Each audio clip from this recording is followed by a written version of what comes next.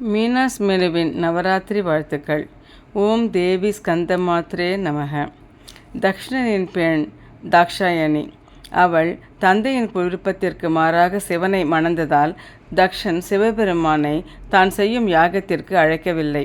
இருந்தாலும் தந்தையின் யாகத்திற்கு வந்த சதிதேவியை தக்ஷன் மிகவும் அவமானப்படுத்தினான். இதை பொறுக்காத அன்னை வேள்வி தீயில் விழுந்து தன்னை மாய்த்து கொண்டாள். சிவபெருமான் சதியை பிரிந்த துக்கத்தில் நீண்ட யோகத்தில் ஆழ்ந்துவிட்டார்.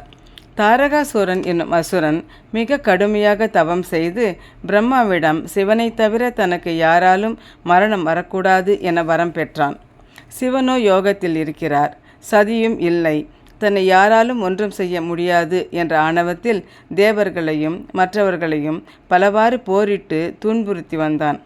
எல்லோரும் மிகவும் மனம் வருந்தி பிரம்மா விஷ்ணுவிடம் இதற்கு ஒரு முடிவு வேண்டும் என முறையிட்டனர். அவர்களும் சிவனின் யோகத்தை கலைக்க மன்மதனை அனுப்பினர். மன்மத பானத்தினால் யோகம் கலைந்த சிவன் தன் நெற்றிக் கண்ணால் அவனை எரித்தார்.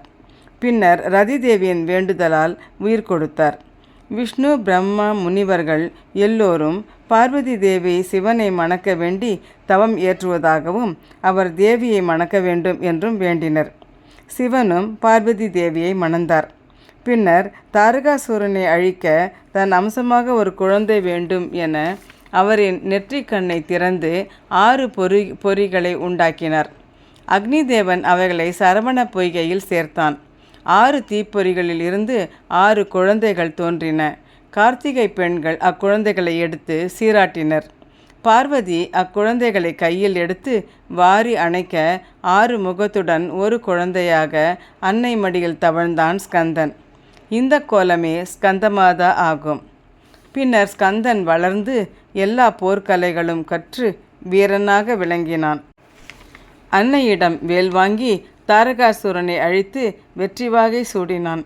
நாம் நவராத்திரியின் பஞ்சமி அன்று தேவி ஸ்கந்தமாதாவை வழிபடுகிறோம்.